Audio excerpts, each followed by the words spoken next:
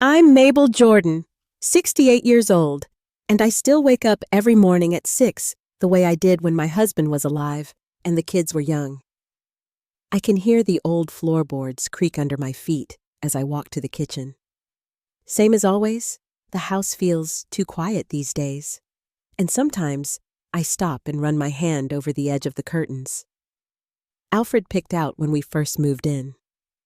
Most mornings, I make a cup of tea and watch the sun come up over the garden, where the roses have grown wild since he passed.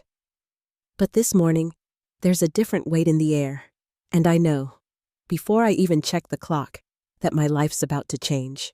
Before I tell you the rest, let me know in the comments where you're listening from. And if you've ever had to choose between your own happiness and your family's expectations, hit that like and subscribe button.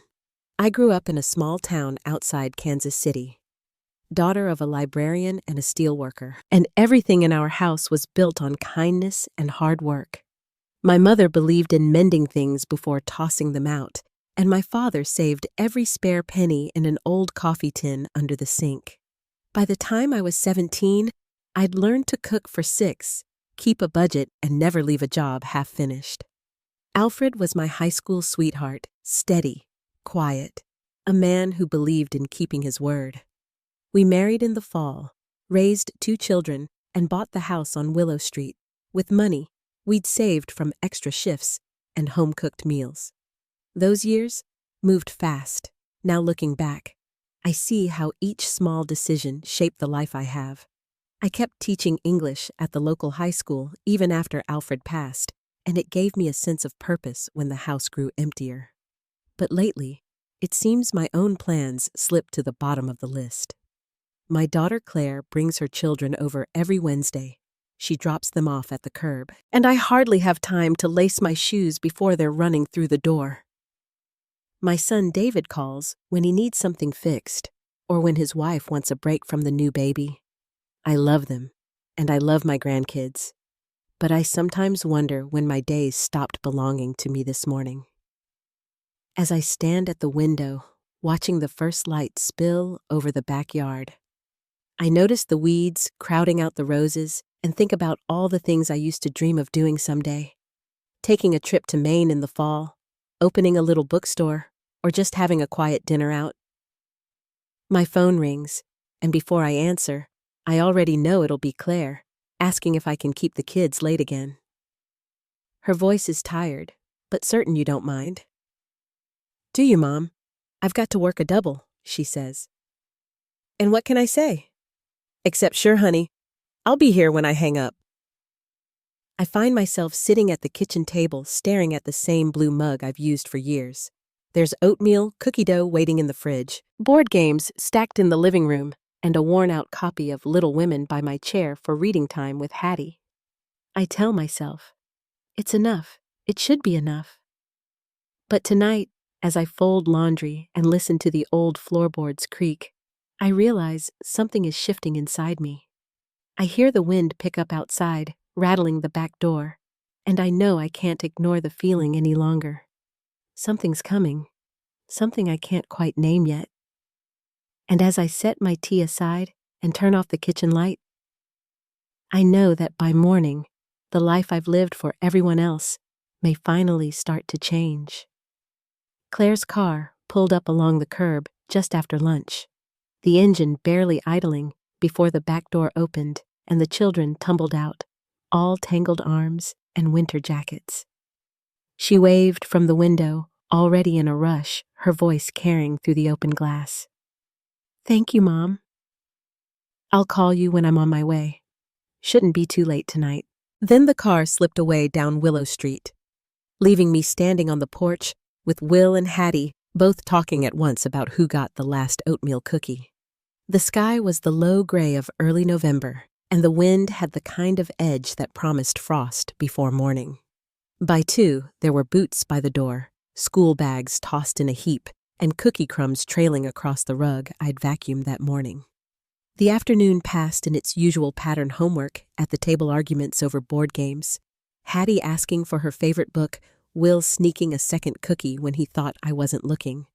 I moved through the motions the way I always did, measuring out snack time, settling squabbles, kneeling down to tie a shoelace or soothe a bumped elbow. Dinner was macaroni and cheese with a few carrot sticks on the side, nothing fancy but both. Children cleared their plates and asked for seconds. Claire called just after 7, her voice already apologizing before the words came out. "I'm so sorry, Mom. There's been an accident on the interstate. I'll be as quick as I can." I told her not to worry, but I looked at the clock and saw the time for book club come and go. By the time Claire arrived, it was nearly 10. The kids were asleep. Will curled up on the armchair with Hattie half on his shoulder. A faded quilt draped over both of them. Claire looked tired as she picked them up and carried them out to the car. She paused in the doorway, keys in hand, and said, "I know it's a lot, Mom. I'll make it up to you next week." I nodded, told her to drive safe, and closed the door behind her. The house settled back into silence. I moved through the rooms, picking up socks and toys, folding the worn plaid blankets, stacking the empty cookie plate in the sink. My hands knew the work, even when my mind wandered. The wind rattled the window above the sink. Somewhere in the dark, a train whistle sounded thin and distant. Saturday morning, the phone rang before breakfast. David's voice came over the line, all business, no greeting. "Mom, I need to talk to you. I'll be there in an hour." I set 2 mugs out just in case and straightened the living room. He arrived alone without Delilah or baby Paul. His jacket still carried the cold, and he kept shifting his weight as we sat together. "Mom, Delilah and I have been thinking about Paul's future," he said, looking not at me, but at the family photos lined up on the mantel. "We want to set up something for him. College maybe more so. He has every opportunity." I nodded, waiting for him to say what he'd really come for. "We thought maybe you could help. You've got that nest egg from selling the old house. It would mean a lot to us if you could put it toward Paul's fund." He tried to make it sound gentle reasonable, but the words landed heavy. I thought of the years Alfred and I worked to save that money, Alfred taking overtime at the plant, me giving private lessons after school. We'd put it away for rainy days for growing old together. I looked at David and saw the boy he'd been, but now his jaw was set, his voice firmer. "We want to announce the fund at Paul's 100-day party. Delilah's working on the paperwork. All you'd have to do is sign." I asked for time to think, and he agreed, though I could tell he expected a yes. After he left, Claire called. Her voice was soft, but certain the way she got when she'd made up her mind. "David told me about the fund. It's for Paul, Mom. He's got his whole life ahead of him. You don't really need all that money now, do you?" I listened, feeling a slow heat build in my chest, but I kept my voice even. "Will and Hattie are my grandchildren too," I said. She was quiet for a moment before she answered. "It's different, Mom. Paul needs this." She hung up before I could say more. I sat by the window, staring out at the tangled rose bushes. That evening, I couldn't sleep. I turned things over in my mind, thinking of all the years spent giving time, giving comfort, giving up my own plans. The money felt like the last piece of my independence. If I gave it away, there would be nothing left that was just mine. The next morning, I got up early, my body aching more than usual. I stood at the window and watched the sun climb up over the garden, thinking about how small my world had gotten. I pulled out an old travel journal from the dresser pages, yellowed with age. I remembered being 22, spending a summer teaching in Maine, dreaming of seeing the coast again someday. I thought of my friend Delphine, now living out in the Pacific Northwest, who'd written me last Christmas to say her door was always open. For a moment, the idea of leaving flickered in my mind. A real break. Just for me. By noon, the calls began again. David wanted an answer about the fund. Claire left another voicemail asking if I could pick Will up from school the next day. I almost said no, but when I answered, the old habit took over. "Sure, honey, I'll be there." That evening, after Will fell asleep on the couch, I found myself looking at my bank statement, at the neat line of numbers that represented a lifetime of saving. The thought of handing it over made my stomach clench. I opened the window and let the cold air wash over me. I pulled out a notebook and started to write. Not a letter, not yet just a list. What I wanted, what I needed, what I'd lost, by always saying yes. A week later, David showed up again, this time with a stack of documents and a pen in hand. He laid the folder on the kitchen table and pushed it toward me. "It's all ready, Mom. Just sign, and we'll handle the rest." I told him again that I needed more time. His face tightened. "We really need to get this done before Paul's party. You're not going to spend that money anyway." I felt the words settle on my shoulders heavier than before. He left the folder behind. Claire called that evening, her tone sharper than usual. "Why are you making this so hard, Mom? It's for Paul. David and Delilah have a real plan." "Don't you want to help?" I told her I needed to think. She sighed, frustrated, and hung up. I sat at the kitchen table long after the house was quiet, the folder still unopened beside me. I looked at the old travel journal again, then at the bank statement. The idea of leaving grew a little clearer, less impossible. That night, I wrote a letter to Claire and David, folded it neatly, and placed it in the top drawer of my desk. I packed a small suitcase, just the essentials. Some clothes, my travel journal, a few photos, the house key for Delphine's place she'd sent last year, just in case. The plan was shaky, but it was more than I'd had in years. I lay awake, listening to the sound of wind in the rose bushes, thinking about what tomorrow would bring. I was tired of being the one who never said no, tired of being useful instead of loved. Before sunrise, I stood in the quiet kitchen and finished my tea. I glanced at the envelope on the table, then out at the garden where the first light was catching on the frost. I didn't know what would happen next, but for the first time in a long while, I felt a flicker of hope. I was scared, but the feeling of something new starting was stronger than the fear.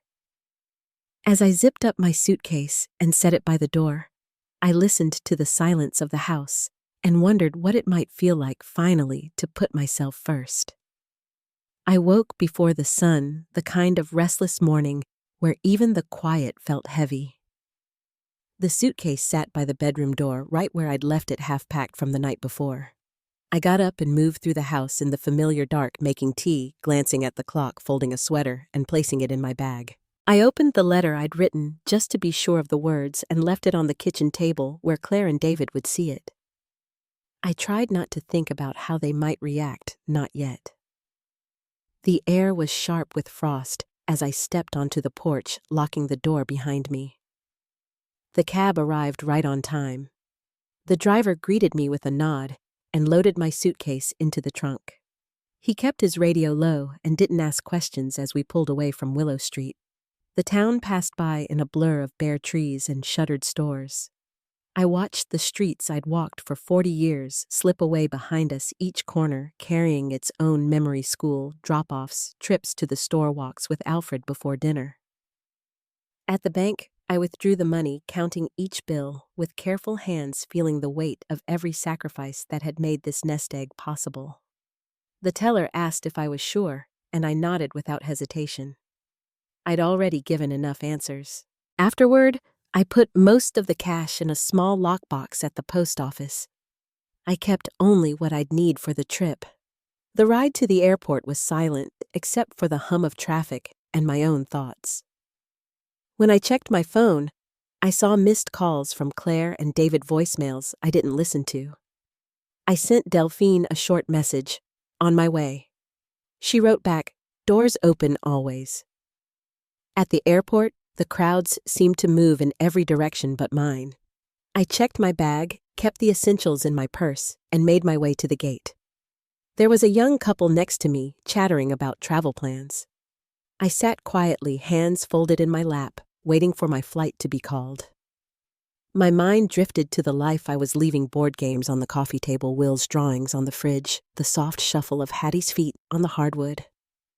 I thought of Alfred and the life we built from the ground up, the house full of noise that had grown so still. On the plane, I stared out the window as we lifted off the town, shrinking into a patchwork of roofs and roads. For the first time in years, I didn't know what tomorrow would look like. My heart raced with every new mile between me and Kansas, and for a long while I just let the quiet settle over me. When we landed on the coast, the air felt warmer. The sky was streaked with late afternoon sun, and I found Delphine waiting just outside the terminal.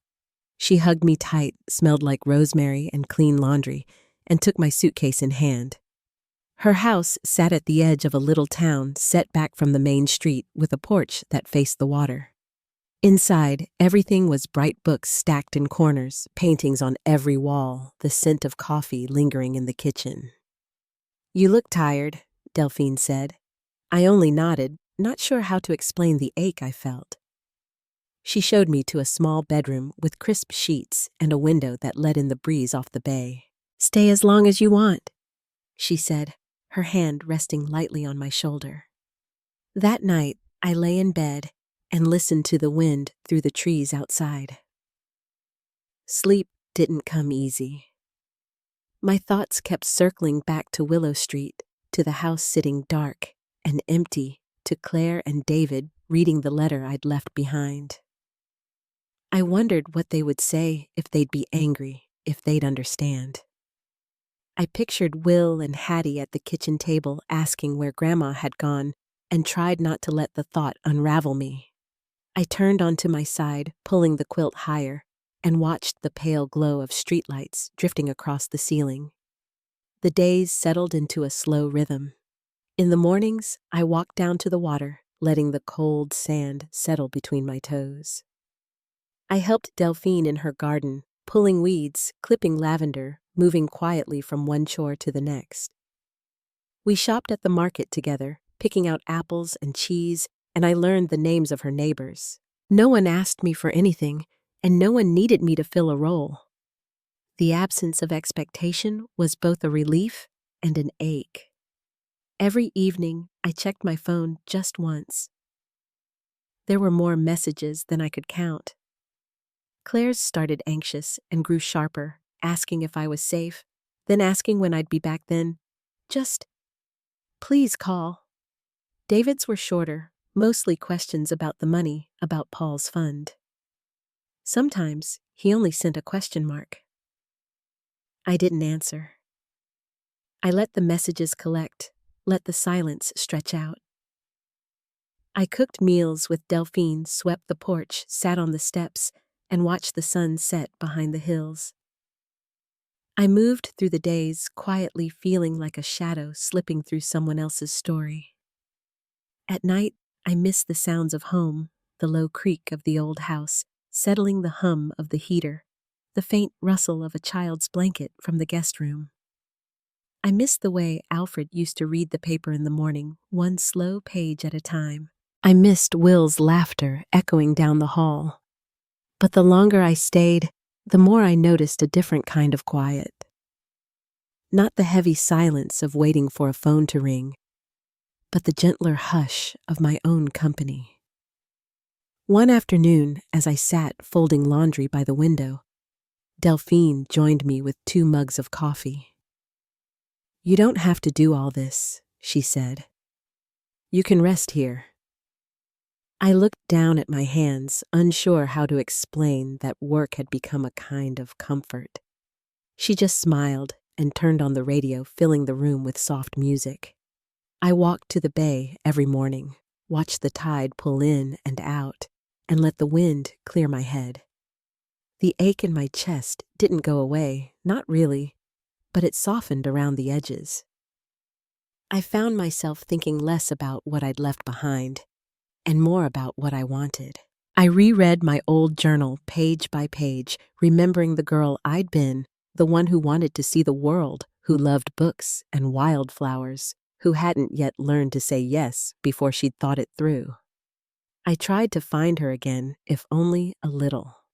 As the days turned colder, I bundled up in sweaters and sat out on Delphine's porch, watching the leaves turn and drift down to the street.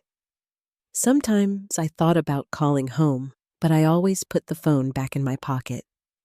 I knew there would be a time for answers, but not yet. One night, a storm rolled in from the bay. I listened to the rain rattle the windows, thunder moving through the hills, and felt the pull of old worries, what would happen next, what I'd say if I did call, if I'd ever find my way back to something like peace. In the morning, the world was washed clean, and the first sunlight shimmered across the wet pavement. Delphine set a mug of coffee in front of me, her face soft with understanding. "You don't have to decide everything today," she said. I nodded, grateful for the space to just be, to breathe, to let the past fade a little. The ache was still there, but for the first time in a long while, I was learning how to carry it without letting it drown me.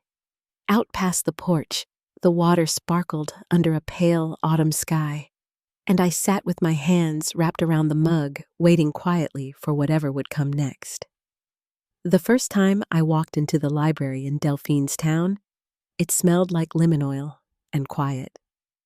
A few children were gathered in the corner, cross-legged on the rug, listening to a young woman read aloud from a book about animals that wore hats.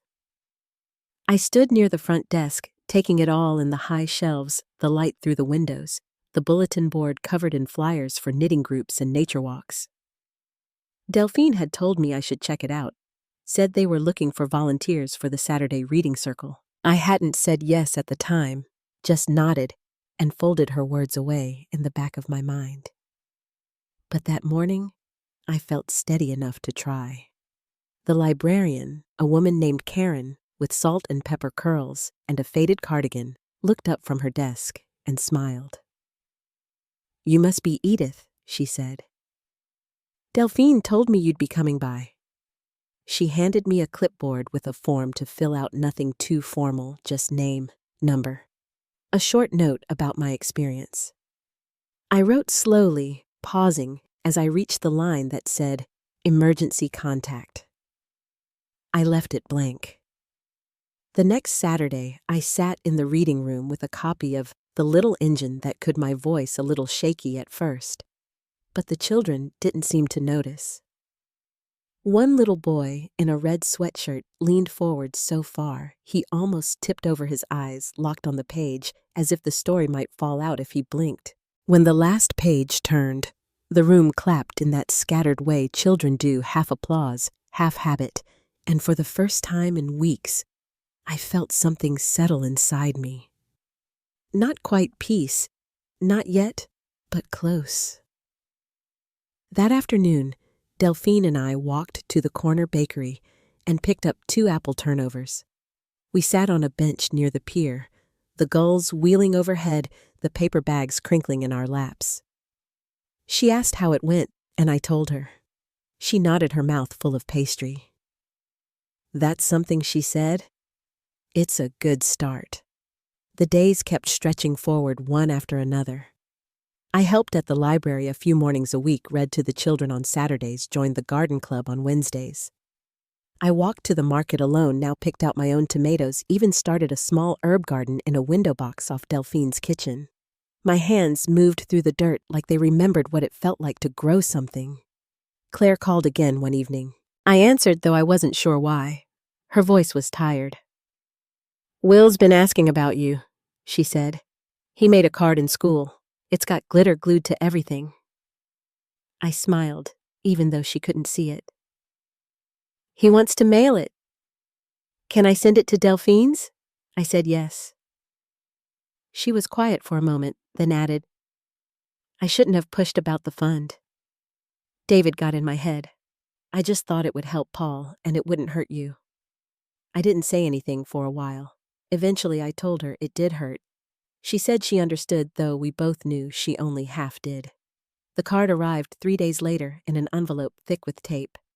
Inside, Will had drawn a picture of us holding hands in front of a house with a giant sun in the corner. "Come home soon," it read, spelled phonetically in crooked blue crayon. I placed it on the mantel above Delphine's fireplace. One morning, Delphine handed me an envelope at breakfast. "It's from the school," she said. "The elementary down the road." I opened it slowly. Inside was a note from the principal thanking me for my help at the library and asking if I might consider assisting once a week in their reading program. "You've made quite the impression," Delphine said, pouring coffee. I didn't answer right away, just turned the letter over in my hands. That afternoon, I walked down to the bay and sat on the edge of the wooden pier, watching the boats drift in and out. I thought about all the things I'd given up in Kansas, how quietly they'd been taken one after another until there was nothing left that felt like mine. I'd thought leaving was the hardest part, but rebuilding in silence without applause or anger, or even much notice, that was its own kind of quiet work. I accepted the school's offer. 1 day a week turned into 2.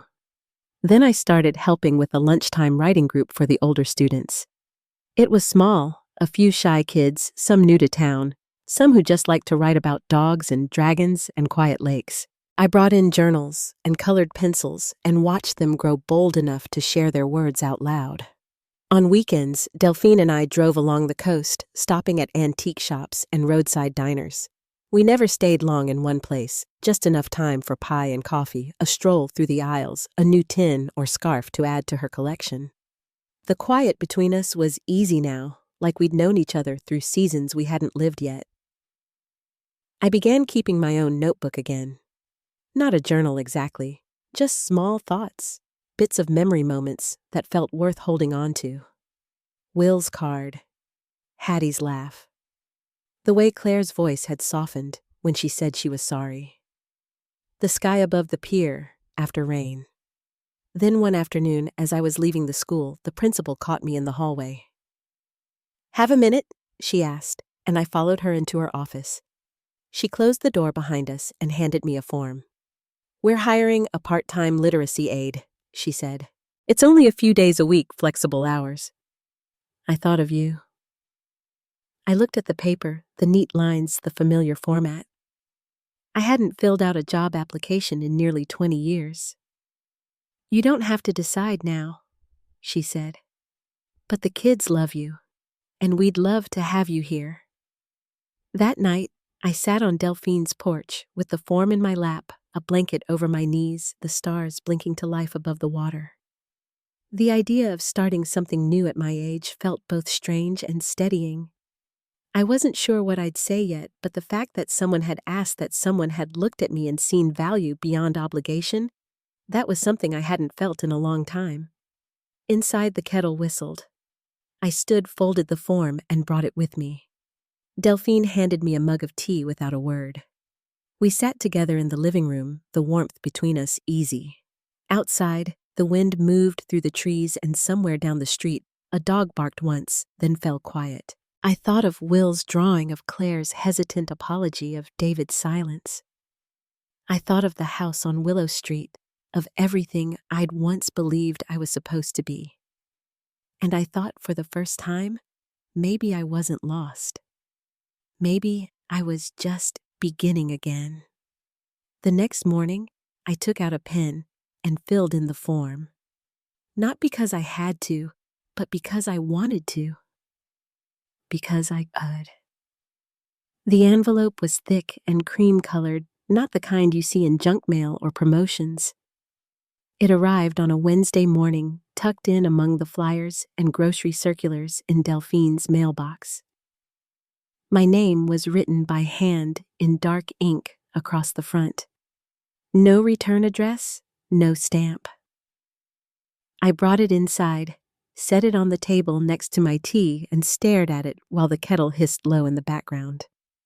I opened it slowly, careful not to tear the paper. Inside was a folded letter on the stationery I used to keep in the desk drawer back home, the kind Claire liked to borrow when she had thank you notes to write. I recognized her handwriting immediately. It started simply. "Hi, Mom. I hope you're doing okay." She wrote about Will's reading contest at school. Said he'd gotten second place and wanted to call me but didn't know how. She mentioned Hattie's new doll and the pumpkin bread recipe I'd left behind. Then came the real reason for the letter. Claire said they were planning a Thanksgiving dinner at their house, just a small one, and she hoped I would come. Not because we expect anything, she wrote, but because Will misses you. And I do too. The letter ended with her phone number. I folded the page and placed it back in the envelope. That afternoon, I walked down to the bay and sat on the same bench I always did, looking out at the water, thinking about what kind of woman I wanted to be when I stepped back into that house. The next day, I called the school. I let them know I'd be away the following week, but that I'd return after the holiday. I packed slowly, only what I needed, choosing a dress I felt comfortable in, and the scarf Delphine had given me the week before. She helped me carry my bag to the front step, and before I left, she slipped a folded note into my coat pocket. For later, she said, just in case. The train ride home was quiet. I kept my coat buttoned and my hands folded in my lap. The familiar names of towns passed by the window, small markers in a landscape that used to feel like the whole world.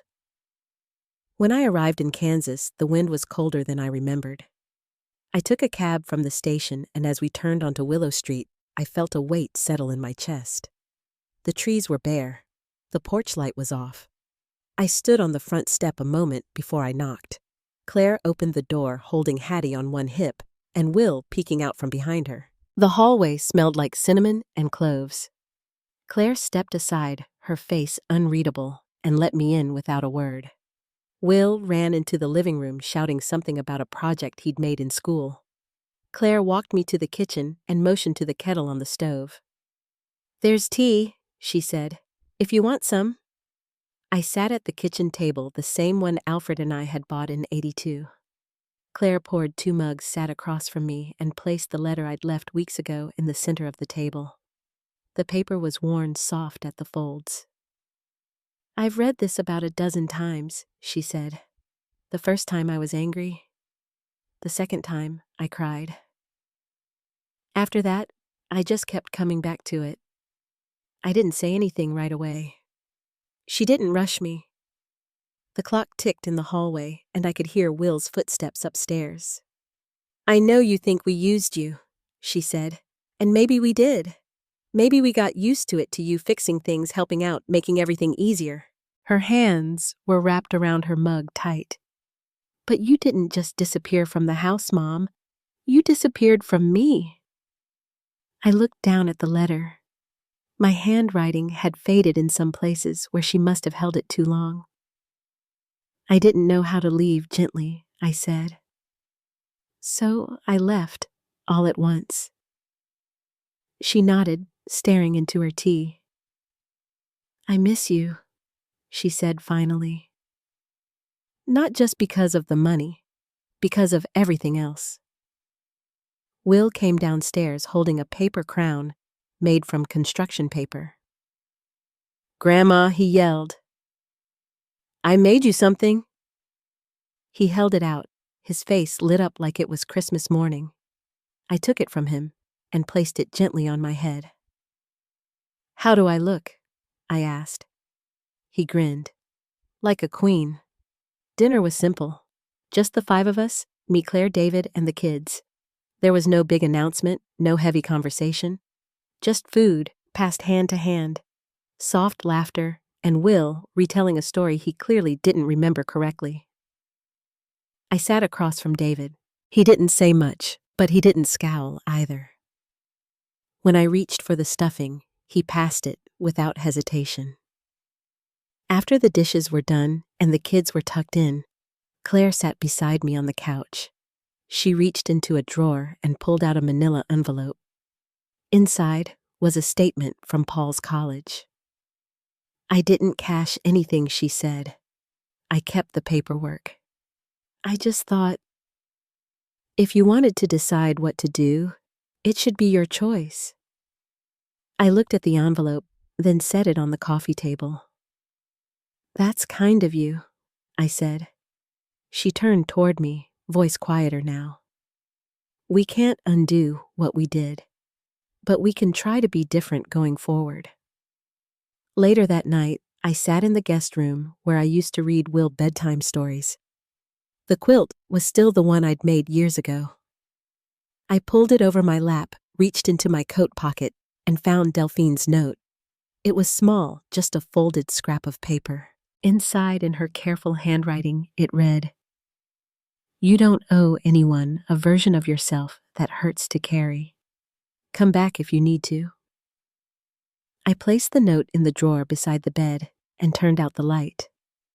The house creaked like it always had same old bones under new weight. I didn't know if I was home exactly, but for the first time I wasn't walking on eggshells. I was just walking forward, and that for now was enough.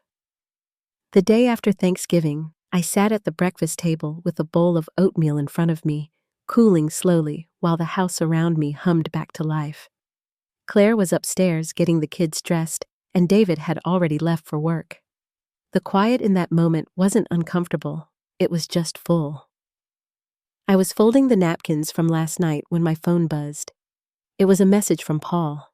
He said he'd be flying into Kansas City that evening, and wondered if I had time to meet. I stared at the screen a while before typing, "Of course, just let me know where." Paul had always been the quieter one. Claire was bold, assertive. David too, though, in a different way. But Paul carried things differently. He was the kind who'd think through something 10 times before he spoke once. And that's exactly what made me nervous. If he wanted to talk, it meant he'd been holding something in for a while. We met that evening at a diner just off the highway, the kind with red vinyl booths and a waitress who greeted him like she knew his usual. He gave me a hug, careful and quick, then slid into the booth across from me. He looked tired, but calm. He ordered coffee black. I asked for a tea. For a while we just sat there listening to the clink of cutlery, the sound of distant traffic slipping past in the dark.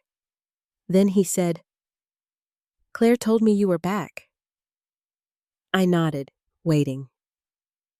"She also told me about the check you left, the one for school."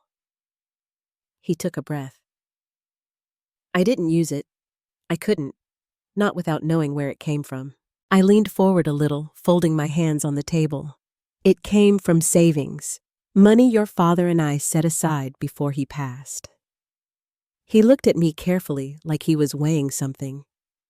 "Claire and David always made it sound like you were just helping out here and there. A few groceries, maybe the electric bill. I didn't know how much you'd done. I didn't say anything." He pulled a folded paper from his coat pocket and laid it on the table between us. It was a printout of the account I'd set up for his tuition. The balance was just shy of what he needed for his final semester. "I looked through it," he said. "The deposits, the transfers. I saw your name on every one." I felt something shift in my chest, a quiet relief wrapped in something heavier. He looked up from the paper and said, "You shouldn't have had to do that. Not alone." The waitress came by and set our drinks down. We both thanked her. I stirred my tea slowly, letting the steam rise toward my face. "I want to pay you back," he said. "Not just the money. I mean, I want to do something with it. Something that matters." I looked across the table at my son, now a man who had grown into the kind of person his father would have been proud of. "Then do that," I said. "Make it matter." We sat there for a while longer, talking about school. His plans after graduation, the idea of teaching abroad. He told me he'd been thinking about applying for a fellowship next spring. "You should," I said. "You'd be good at it." When we said goodbye outside the diner, he hugged me again. This time, it lingered. He didn't rush off. Back at Claire's house, the kids were already asleep. Claire was in the kitchen, putting away leftovers. I stepped inside and helped her stack containers. Neither of us said much, but before I went upstairs, she touched my arm and said, "Thank you for giving him that chance." That night, I lay awake in the guest bed, staring at the ceiling. I thought about all the years I'd spent folding myself into everyone else's needs, and how slowly the folds were beginning to smooth out. The next morning, I made breakfast for the kids: scrambled eggs, toast, a little fruit. Hattie insisted on putting jelly on everything, and Will sat at the table with his elbows planted firmly where they shouldn't be. Claire came down in her robe hair tousled and smiled when she saw the table set. It was a small thing, but it felt right. Later that week, I took the train back to the bay. Delphine met me at the station with a paper bag of fresh biscuits and a warm thermos of tea. On the ride home, we didn't say much, just sat quietly with the sun warming the tops of our hands. When we got to her place, I paused at the door before stepping inside. "I'm not sure if I'm staying for good," I said. "You don't have to decide today," she answered, opening the door. "But you've always got a key." Inside, the house smelled like lavender and lemonwood polish. My things were right where I left them, shoes by the bench, my book folded open on the side table. Delphine handed me the mail that had piled up, a couple catalogs, a letter from the school asking if I'd be returning after winter break, and a small square envelope with no return address. The handwriting on it was unfamiliar. I opened it, standing right there in the entryway. Inside was a short note. "You don't know me, but I met your son last week. He said you believed in second chances. Thought you should know he's applying to the fellowship. Said it was time." I read the note twice, then folded it and slid it into my coat pocket. Delphine handed me a cup of tea, and we sat in the front room watching the sky darken beyond the trees. Everything hadn't changed. Not all at once. But something had shifted. And even in that quiet moment, I could feel it like the first crack of light before morning. I didn't know what would happen next, not exactly. But I knew where I stood. And that was something I hadn't felt in a long time. I just finished sorting laundry when the phone rang. Delphine was in the back garden pruning the lemon tree, and I could hear the clippers snapping gently outside the open window. I wiped my hands on a dish towel and answered. It was Claire. She asked if I'd be willing to come by on Sunday afternoon. "Just for an hour or two," she said. "The kids miss you and, well, we want to talk." I said I'd think about it and let her know. That night, I sat with a pen in my hand and a blank note card in front of me. I wasn't sure what I meant to write at first, but then the words came slowly, as if they'd been waiting just beneath the surface all along. I wrote out a few sentences, short, even careful, then folded the card into a plain envelope and tucked it into my purse. Sunday morning was quiet. Delphine made pancakes and scrambled eggs, and we ate at the kitchen counter with the radio playing soft jazz in the background. Just before noon, she handed me a small cloth bag. "You forgot these," she said with a smile. Inside were the keys to Claire's house and an old scarf I used to wear when the kids were little. I hadn't realized I'd left it behind. The drive over was slow. It had rained the night before, and the roads still glistened under the pale winter sun. When I pulled into Claire's driveway, the front yard looked just as I remembered, bikes leaning against the garage wall. Chalk drawings faded across the sidewalk. Claire opened the door before I knocked. "Mom," she said, her voice softer than I expected. "Come in." The living room was tidier than usual. The kids were at the table coloring quietly. David sat on the edge of the couch, his hands clasped, and Paul stood near the window looking out toward the street. I took a seat in the armchair across from them, my purse resting on my lap. "We talked?" Claire began glancing at her brothers. "All three of us. After the holidays. And we've been doing some thinking." David cleared his throat. "We know we haven't made things easy for you. We know we've leaned on you too much. And I think we got so used to it, we stopped asking if it was even fair." Claire reached over and set an envelope on the coffee table. "We've started a fund," she said. "Just a small one for now. For you. To use however you want, travel, groceries, something fun. We'll keep adding to it every month. We talked to the kids about it too. They're helping." Paul stepped forward, his voice calm. "And I want to pay you back for school. Every cent." I already set up the transfers. I didn't open the envelope. I just nodded. We also wanted to ask if you'd consider coming to stay with us for a while, Claire added. Not to babysit, not to clean, just to be here. If you want? I reached into my purse and pulled out the note I'd written. I handed it to Claire. You can read it later, I said. The kids came over then. Hattie wrapped her arms around my legs and said, Grandma, are you staying for dinner? Will handed me a drawing of a house with flowers around the windows. I told them I wasn't sure yet, but I'd think about it. David offered to walk me to the car. Outside, the air had warmed and the sun had pushed through the clouds. As we stepped off the porch, he stopped and turned toward me. Mom, he said, I know we've said thank you before, but I don't think we ever really understood what it meant. Everything you did for us, Dad would have been proud. I nodded and touched his arm gently before getting into the car. Back at Delphine's, I opened the envelope from Claire. Inside was a check and a note in her handwriting. This isn't enough, but it's a start. We see you now. I placed it beside the letter I'd written them. It had said simply, I love you. I always will. But I need my time back now, and I hope you'll understand when I begin using it.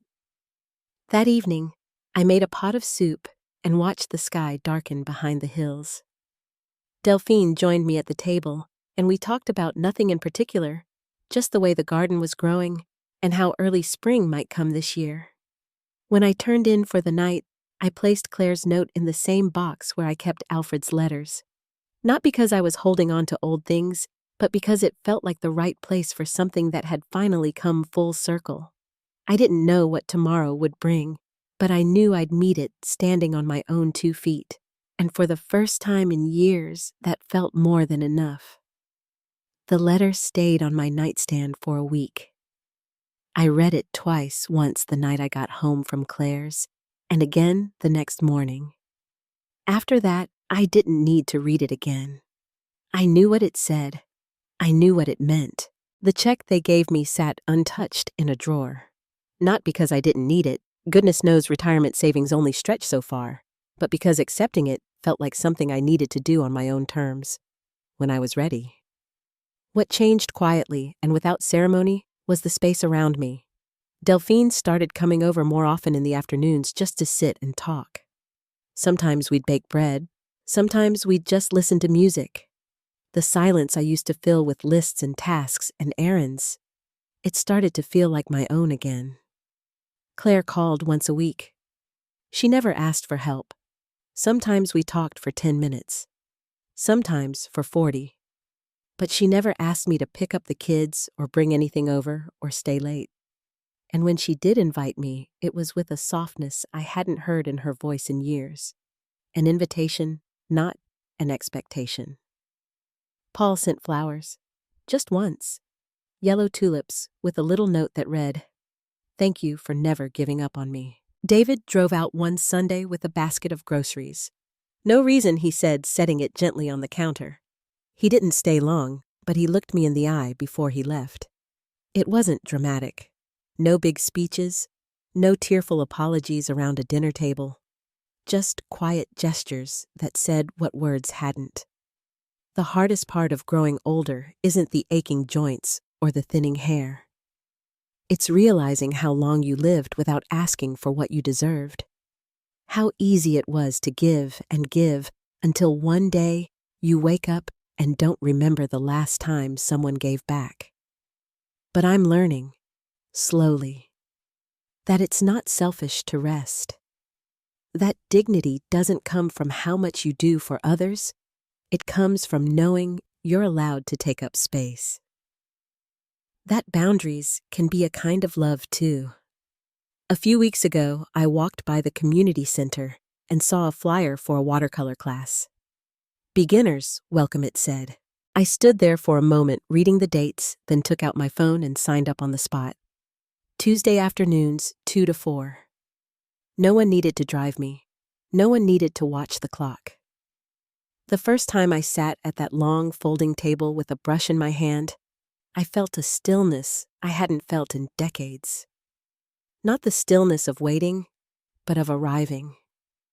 If you're still listening, thank you. And if this story reminds you of something of a moment when you forgot your worth, or finally claimed it, I'd be honored if you shared it. And if you'd like to hear more stories like this, you know where to find me.